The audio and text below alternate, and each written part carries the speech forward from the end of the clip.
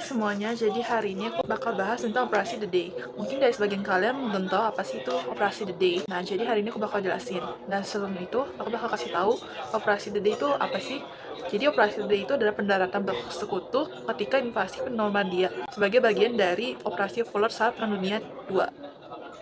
Nah, latar belakang terjadinya operasi ini sendiri karena Nazi Jerman yang menduduki Eropa Barat pada saat itu.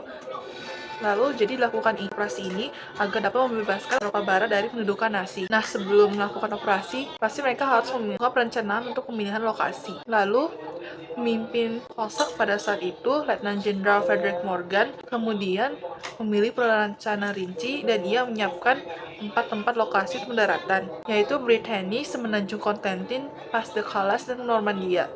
Dari keempat tempat tersebut, akhirnya Normandia lah yang dipilih sebagai tempat sasaran invasi sekutu, karena pantai Normandia lah yang paling strategis, termasuk kemampuan buat dilindungi oleh angkatan udara dan pertahanan Jermannya lebih lemah dibandingkan di Pas de Calais.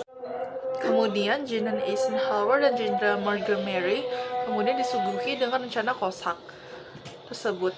Jenderal Ika dan Jenderal Monte pun meminta agar pasukan ditambah sebanyak 5 divisi dengan tambahan pasukan udara dan divisi cadangan, dan pada akhirnya sekutu mengirimkan 39 divisi untuk Normandia, yang dimana 22 divisi dari Amerika Serikat, 12 divisi dari Inggris, 3 divisi dari Kanada, 1 divisi dari Polandia, dan 1 divisi dari Prancis. Jumlah seluruh pasukan adalah 1 juta orang dan dibawa oleh Komando Inggris. Pada invasi tersebut adalah Operasi Overlord.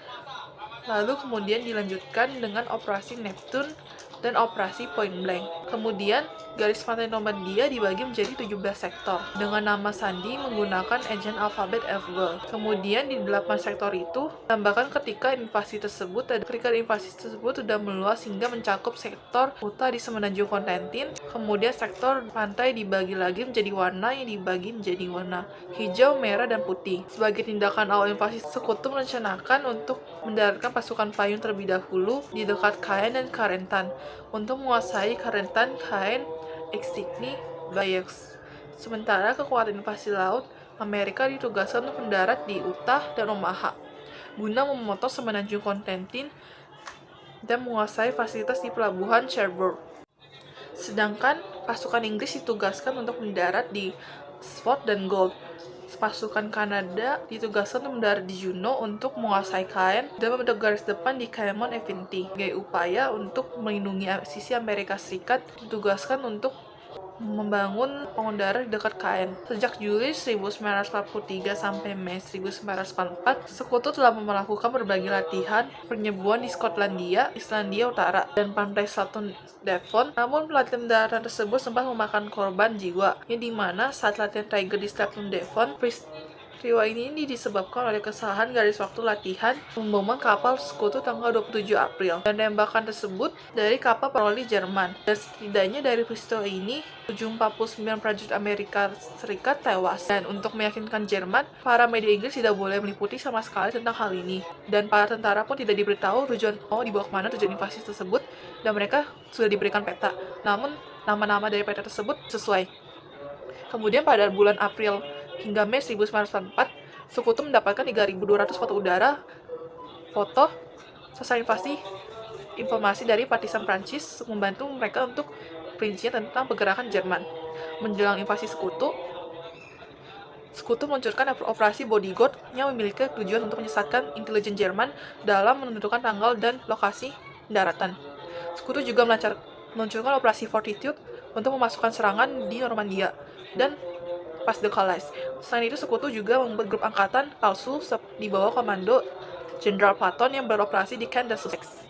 Tentara palsu tersebut dilengkapi dengan kendaraan-kendaraan palsu dan seperti tank karet palsu dan artileri karet. Agar Jerman semakin percaya, banyak lalu lintas radio yang diarahkan ke Kent lalu baru disiarkan kepada unit-unit penyerang palsu. Kemudian Jenderal Patton pun tetap di Inggris. Hal ini pula yang membuat Jerman semakin percaya. Sebenarnya Jerman pun sudah yakin kalau sekutu sedang melakukan latihan untuk melakukan invasi. Namun mereka tidak tahu kapan sekutu akan melakukan invasi tersebut dan di mana. Dan Jerman pun yakin kalau agen-agen mereka masih tersebar. Padahal nyatanya agen-agen mereka sudah banyak yang terculik. Dan yang tersisa pada saat itu hanyalah agen-agen ganda. Karena cuaca yang buruk, invasi terpaksa ditunda oleh sekutu menjadi bulan Juni. Jenderal Ike meminta agar invasi dilakukan pada tanggal 5 Juni, namun cuacanya masih buruk. Hingga tim meteorologi RAF memperkirakan cuaca baik yang tepat pada tanggal 6 Juni 1944. Sehingga Jenderal Ike pun berkata bahwa invasi tersebut harus disegera lakukan dan dilakukannya persiapan armada tempur. Sementara itu, pusat meteorologi Luftwaffe di Paris memperkirakan akan terjadi cuaca buruk dalam 2 minggu. Banyak komandan Wehrmacht yang meninggalkan pos mereka. Diikuti oleh para tentara yang mendapat izin cuti. Serta Erwin Rommel pun juga sudah kembali ke Jerman untuk merayakan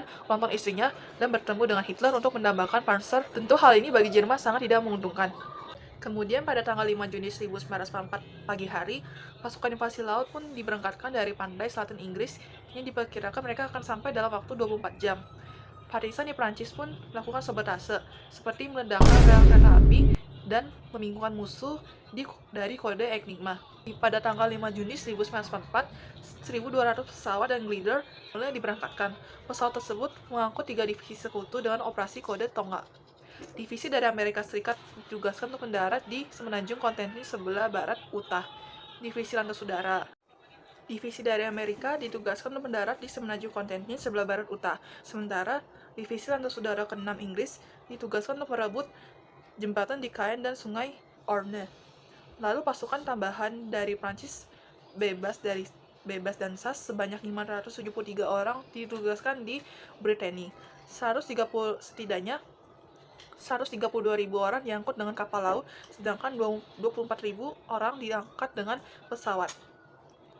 6 Juni 1944 pukul 00.10, Pathfinder AS mendarat di kontinental untuk menandakan zona pendaratan bagi pilot C-47 yang akan tiba dalam beberapa menit ke depan.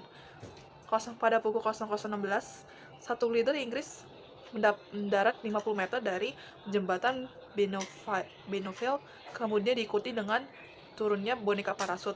Hal ini pun dilakukan untuk mengecoh pasukan Jerman dan membuat Jerman mengurangi pasukannya di Normandia. Pasukan payung AS dan Inggris terus menurunkan pasukannya di titik-titik yang sudah direncanakan. Pukul 00.20, Marschall von Rundstedt menerima laporan mengenai pendaratan pasukan payung di timur Caen dan Coutances. Jenderal Hans Speidel ketika menerima laporan tersebut, ia mengatakan kalau hal ini hanya pengalihan isu dari serangan komando, bukan dari serangan invasi. Komandan Resme Grenadier ke-19 juga mempercayai omongannya. Lalu ia menyuruh para pasukan memburu para penerjun di hutan daripada terdiam menjaga pantai. Marschall von Rundstedt kemudian meminta izin kepada komando tertinggi di Berlin untuk menambahkan pasukannya sebanyak 2 divisi. Namun hal tersebut nyata terkendala oleh Hitler yang baru saja tidur. Sedangkan di sisi lain, pendaratan divisi Lantas Udara ke-101 memakan cukup banyak korban dan menewaskan Jenderal Brigadier Donprat, dan ia menjadi satu-satunya perwira tinggi yang tewas di D-Day. 6 Juni 1944 pukul 6 pagi, 5 kapal perang dan 20 kapal penjelajah 65 kapal perusak membombardir Normandia. Kemudian disusul dengan pemboman dari udara. Werner Pruskart adalah perwira Jerman yang pertama kali melihat peristiwa tersebut. Namun, pertama kali melihat kedatangan invasi sekutu di pantai Omaha. Namun hal itu sempat diragukan oleh anak buahnya. Serangan udara sebelum pendaratan ternyata tidak efektif karena pertahanan di Omaha terlalu kuat. Dari 27 di bagian timur, 27 dari 32 tank Sherman tidak bisa untuk sampai ke pantai. Sedangkan di bagian barat, tank banyak yang berhasil mendarat, namun dihancurkan oleh artileri Jerman. 10 menit setelahnya, mendarat kompi tanpa komandan pun tidak berfungsi. Karena hal ini, yang tadinya aksi penyerbuan menjadi aksi pertahanan dan aksi penyelamatan. Hal ini pun sempat membuat mereka untuk tidak menjadi frustasi. Dan sedangkan pendaratan di pantai lain terbilang mudah. dan tidak memakan korban banyak karena pertahanan Jerman yang tidak sekuat di pantai Omaha. Jumlah korban Amerika di pantai Omaha pun mencapai 4.000 korban. Pasukan sekutu terus memperebutkan kota-kota di Prancis. Serangan balasan dari grup Angkatan Darat B dan Angkatan ke-7 tidak mampu membentuk laju gerak sekutu, yang sialnya adalah Angkatan ke-15 tetap di Pas de Calais karena mereka mengira itu adalah titik pendaratan sekutu. 18 Juni, Angkatan Darat ke-7 telah terkena kehilangan 7.000 orang. Pada akhirnya, dalam akhir operasi Cobra, di akhir Juli 1944, sayap kiri Angkatan Darat ke-7 berhasil diratakan oleh pemboman besar-besaran pesawat dan juga oleh Angkatan Darat Pertama Amerika. Sisa-sisa dari Angkatan Darat ke-7 mulai melarikan diri mundur ke timur ke perbatasan Jerman. Operasi D-Day ini pun berakhir pada 30 Agustus 1944, membuat Jerman kehilangan sebagian besar wilayahnya di Prancis, termasuk bahasan Prancis. Sekutu berhasil melakukan pendaratan karena kekacauan di Legion Jerman, belum maksimal tembok Atlantik, banyak perwira meninggalkan posnya. Sekian video saya tentang Operasi D-Day. Semoga informasi ini dapat bermanfaat bagi kalian, dan maaf apabila ada salah kata.